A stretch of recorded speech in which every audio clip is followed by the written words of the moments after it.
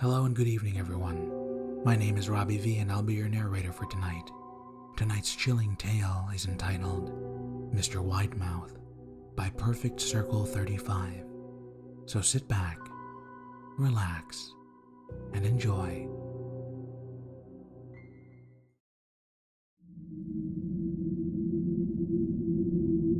During my childhood, my family was like a drop of water in a vast river, never remaining in one location for long.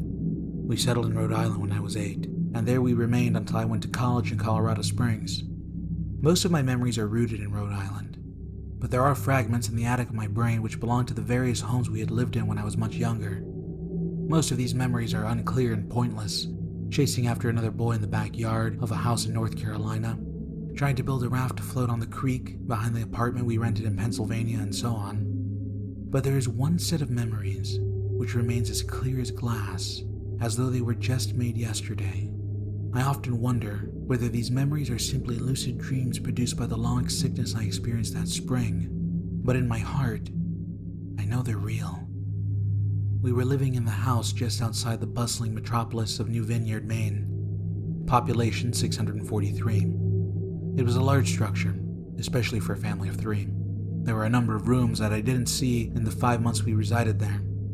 In some ways, it was a waste of space, but it was the only house on the market at the time, at least within an hour's commute of my father's place of work. The day after my 5th birthday, attended by my parents alone, I came down with a fever. The doctor said I had mononucleosis, which meant no rough play and more fever for at least another 3 weeks. It was horrible timing to be bedridden. We were in the process of packing our things to move to Pennsylvania, and most of my things were already packed away in boxes, leaving my room barren. My mother brought me ginger ale and books several times a day, and these served the function of being my primary form of entertainment for the next few weeks. Boredom always loomed just around the corner, waiting to rear its ugly head and compound my misery. I don't exactly recall how I met Mr. Widemouth. I think it was about a week after I was diagnosed with mono. My first memory of the small creature was asking him if he had a name. He told me to call him Mr. Widemouth because his mouth was large. In fact, everything about him was large in comparison to his body. His head, his eyes, his crooked ears, and his mouth was by far the largest. "You look like a Furby," I said as he flipped through one of my books. Mr. Widemouth stopped and gave me a puzzled look. "Furby? What's a Furby?" he asked. I shrugged. "You know, the toy. The little robot with the big ears. You can pet them and feed them, almost like a real pet." "Oh." Mr. Widemouth resumed his activity. "You don't need one of those. They aren't the same as having a real friend." I remember Mr. Widemouth disappearing every time my mother stopped by to check in on me. "I lay under your bed," he explained. "I don't want your parents to see, because I'm afraid they won't let us play anymore." We didn't do much during those first few days. Mr. Widemouth just looked at my books, fascinated by the stories and pictures they contained. The 3rd or 4th morning after I met him, he greeted me with a large smile on his face. "I have a new game we can play," he said. "We have to wait until your mother comes to check on you because she can't see us play it. It's a secret game." After my mother delivered my books and a soda the usual time, Mr. Widemouth stepped out from under the bed and tugged my hand. "We have to go to the room at the end of this hallway," he said. I objected at first, as my parents had forbidden me to leave my bed without their permission, but Mr. Widemouth persisted until I gave in. The room in question had no furniture or wallpaper. Its only distinguishing feature was a window opposite the doorway. Mr. Widemouth darted across the room and gave the window a firm push, flinging it open. He then beckoned me to look out at the ground below. We were on the 2nd story of the house, but it was on a hill, and from this angle, the drop was further down than 2 stories due to the incline. "I like to play pretend up here," Mr. Widemouth explained. "I pretend that there's a big soft trampoline below the window and I jump. If you pretend hard enough, you bounce back up like a feather. I want you to try." I was a 5-year-old with a fever, so only a hint of skepticism darted through my thoughts as I looked down and considered the possibility. "It's a long drop," I said. "But that's all a part of the fun.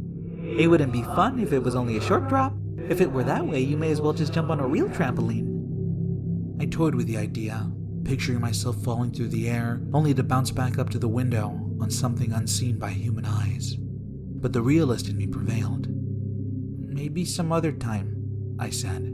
"I don't know if I have enough imagination. I could get hurt." Mr. Widemouth's face contorted into a snarl, but only for a moment. Anger gave way to disappointment. "If you say so," he said. He spent the rest of the day under my bed, quiet as a mouse. The following morning, Mr. Widemouth arrived holding a small box. "I want to teach you how to juggle," he said. "Here are some things you can use to practice before I start giving you lessons." I looked in the box. It was full of knives. "My parents will kill me," I shouted, horrified that Mr. Widemouth had brought knives into my room, objects that my parents would never allow me to touch. "I'll be spanked and grounded for a year." Mr. Widemouth frowned. "It's fun to juggle with these. I want you to try it." I pushed the box away. "I can't. I'll get in trouble. Knives aren't safe to just throw around in the air." Mr. Widemouth's frown deepened into a scowl. He took the box of knives and slid under my bed, remaining there the rest of the day. I began to wonder how often he was under me. I started having trouble sleeping after that. Mr. Widemouth often woke me up at night, saying he put a real trampoline under the window, a big one that I couldn't see in the dark.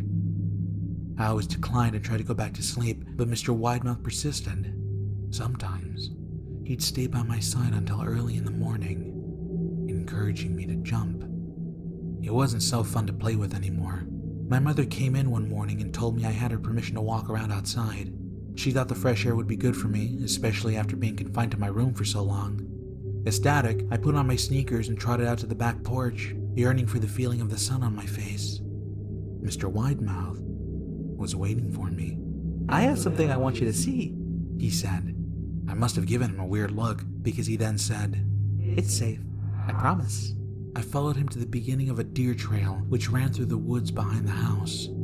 "This is an important path," he explained. "I have a lot of friends about your age. When they're ready, I take them down this path to a special place. You aren't ready yet, but one day I hope to take you there." I returned to the house, wondering what kind of place lay beyond that trail. 2 weeks after I met Mr. Widemouth, the last load of our things had been packed into a moving truck. I would be in the cab of the truck, sitting next to my father for the long drive to Pennsylvania. I considered telling Mr. Widemouth that I would be leaving, but even at 5 years old, I was beginning to suspect that perhaps the creature's intentions were not to my benefit, despite what he said otherwise.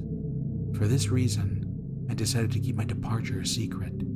My father and I were in the truck by 4 a.m. He was hoping to make Pennsylvania by lunchtime tomorrow, with the help of an endless supply of coffee and a 6-pack of energy drinks. He seemed more like a man who was about to run a marathon, rather than one who was about to spend 2 days sitting still. "Early enough for you?" he asked. I nodded and placed my head against the window, hoping for some sleep before the sun came up. I felt my father's hand on my shoulder. "This is the last move, son. I promise. I know it's hard for you, as sick as you've been. And once Daddy gets promoted, we can settle down and you can make friends." I opened my eyes as we backed out of the driveway. I saw Mr. Widemouth's silhouette in my bedroom window. He stood motionless until the truck was about to turn on the main road. He gave a pitiful little wave goodbye, steak knife in his hand. I didn't wave back. Years later, I returned to New Vineyard. The piece of land our house once stood upon was empty except for the foundation, as the house had burned down a few years after my family left. Out of curiosity, I followed the deer trail that Mr. Widemouth had shown me. Part of me expected him to jump out from behind a tree and scare the living bejesus out of me, but I felt that Mr. Widemouth was gone, somehow tied to that house that no longer existed. The trail ended at the New Vineyard Memorial Cemetery. I noticed that many of the tombstones belonged to children.